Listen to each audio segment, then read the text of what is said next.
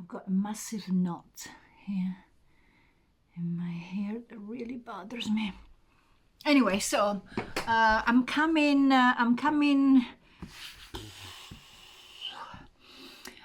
to you because I am thinking about my own metaphysics. I've been to a conference in Oxford. There was all about Jung and alchemy and transformation that connected to other stuff. I had incredible synchronicities ever since, and had my own personal Damascus with some illuminations and some ideas. So I'm coming to you because I'm trying to understand what is going on. And this is the reason for this video. Again, this knot is really, really bothering me. Anyway, let's go back from the beginning. I'm thinking about yearning and longing and kind of energetic tension that drives us towards something.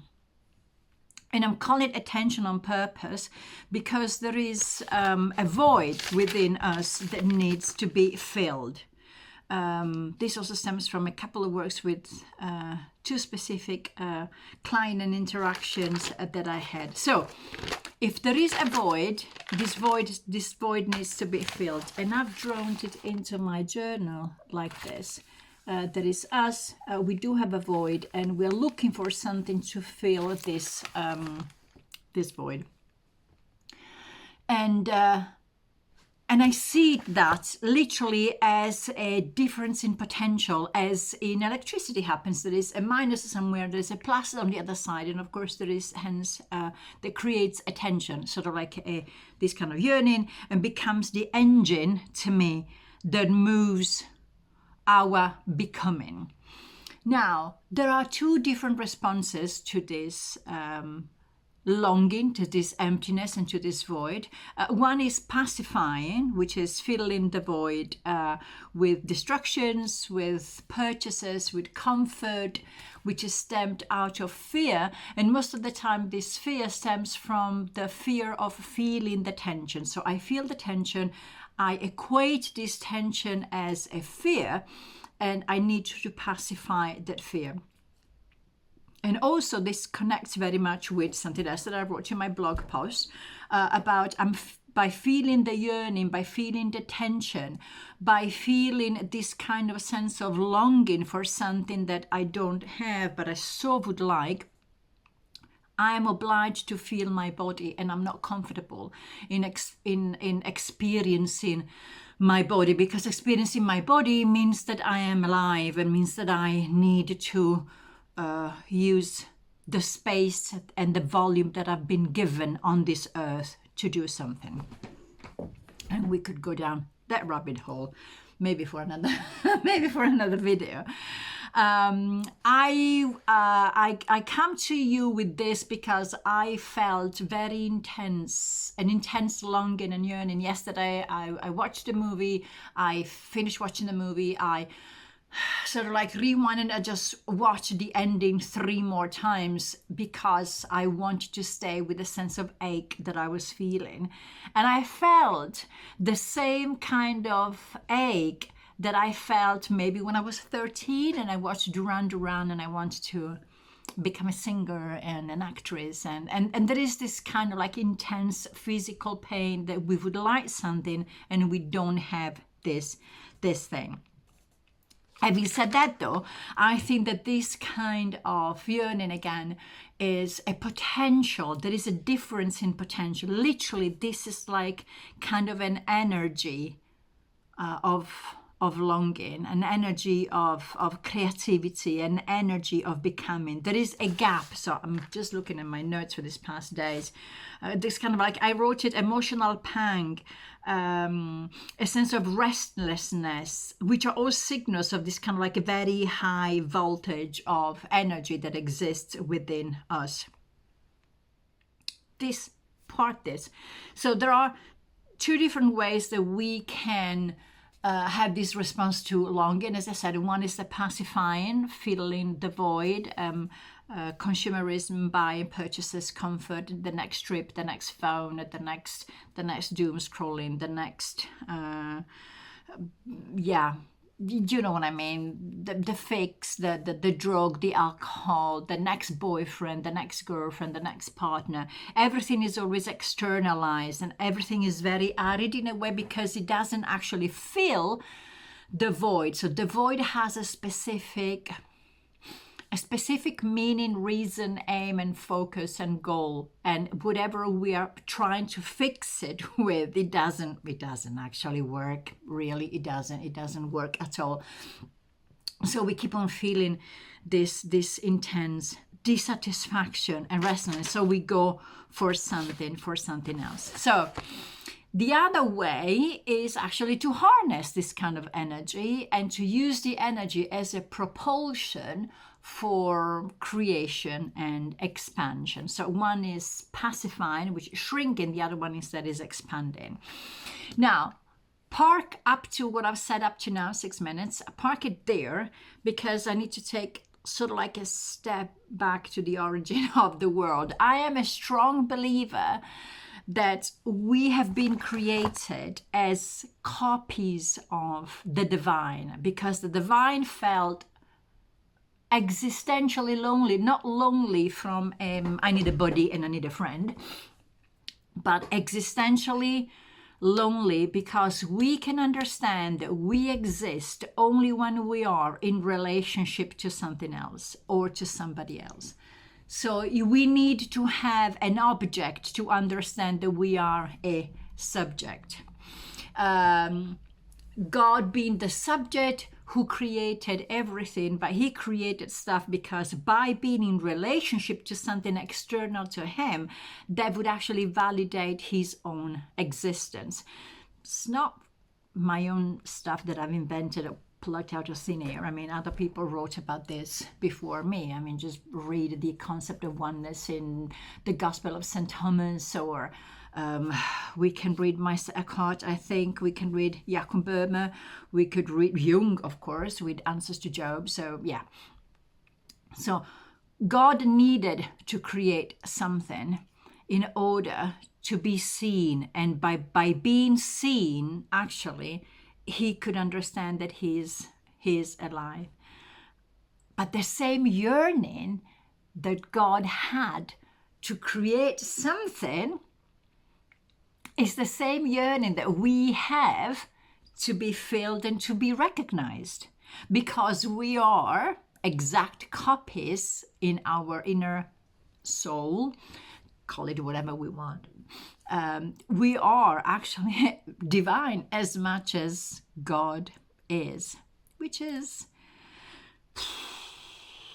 58 years of working on this to get to to get to this point. So, well, I'm actually divine, but everybody is, and then it's not. It is lacking this recognition of divinity within us, that we can try to fill it with whatever we want. And I want to open here big parenthesis. I'm not talking of a specific religion or a dogma or a book or a belief.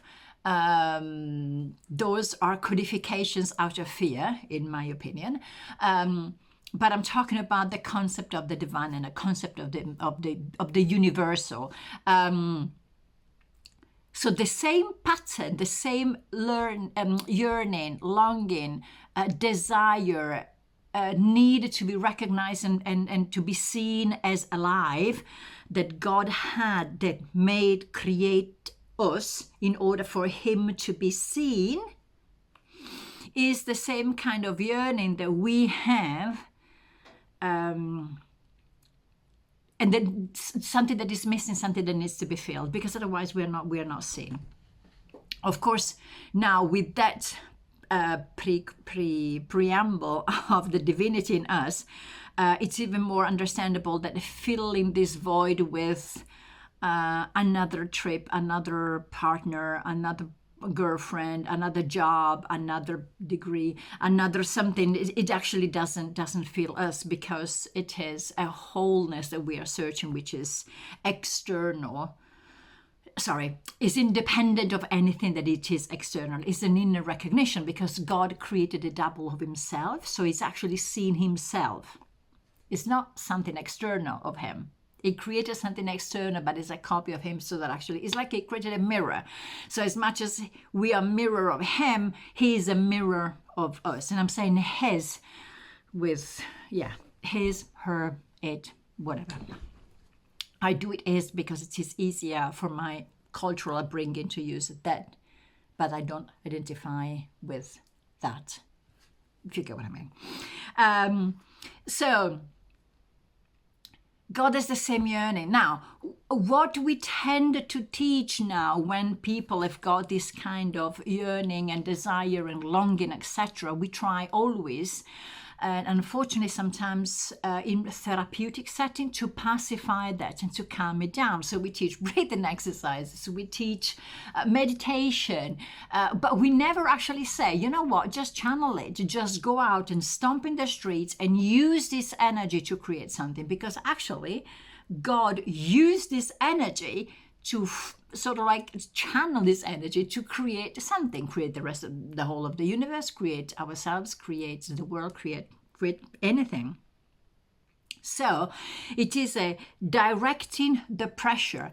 And weird enough, all the mythologies and the stories that we read of people waving wands or manipulating balls of energy is exactly the same thing. You never see them actually instinctually. You never see them actually saying, hold on a second, I'm just going to take this energy and I'm going to dissipate it first, and then I'm going to wave a magic stick in the air.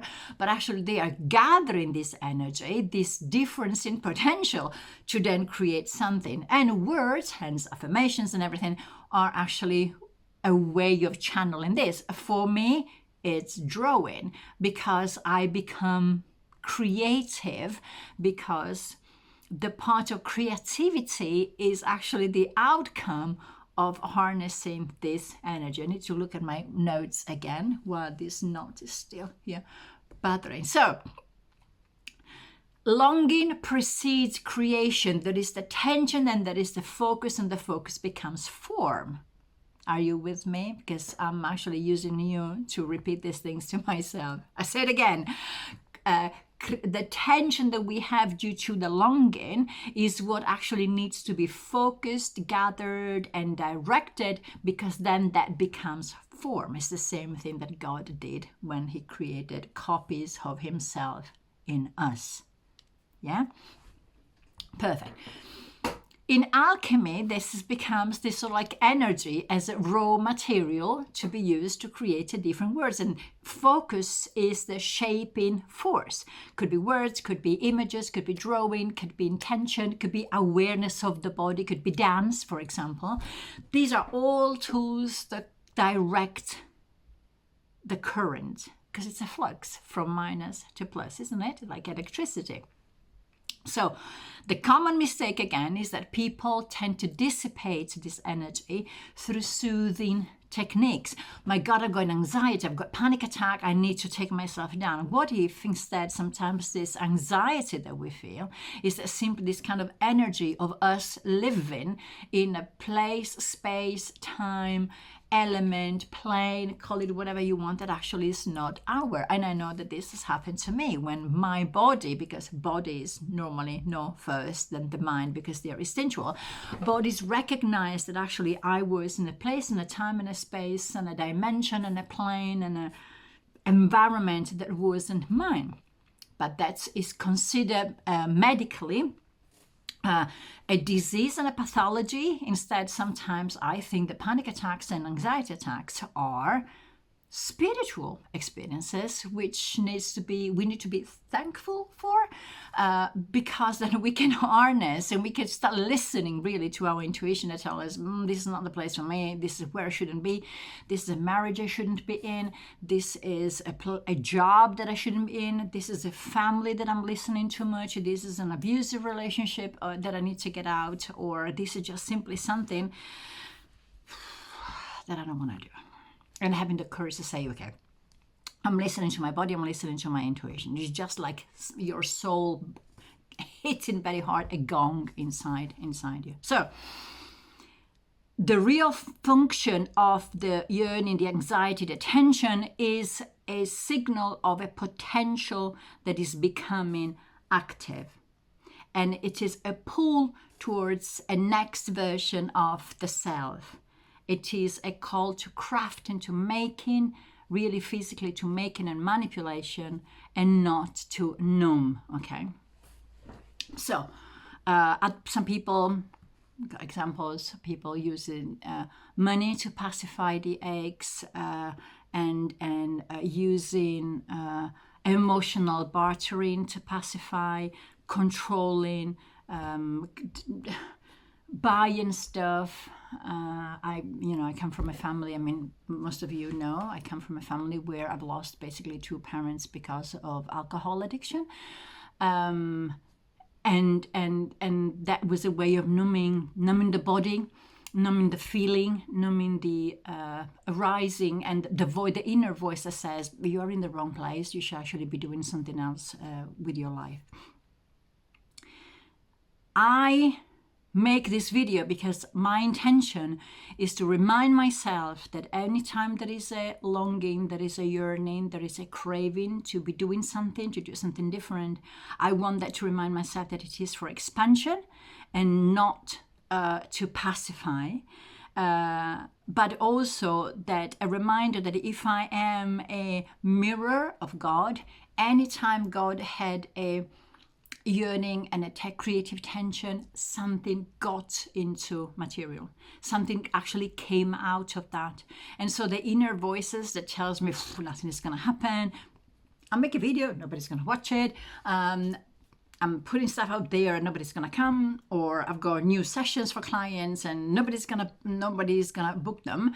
That is not the divine part of me that is talking. The divine part of me knows perfectly well that the moment that there is a yearning, a longing, and a craving, he actually makes something. He focuses something. He's used, let there be light. And John said, the beginning was the word. His way of harnessing energy was the talking.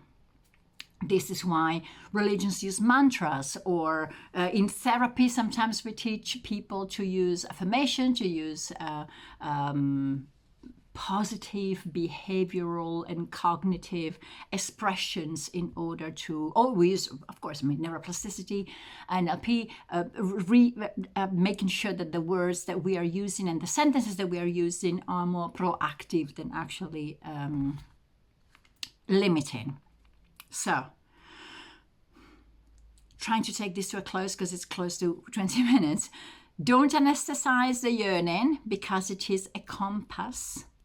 It is a bell that says, whoa, something is missing. Something is missing. What are you going to do about that?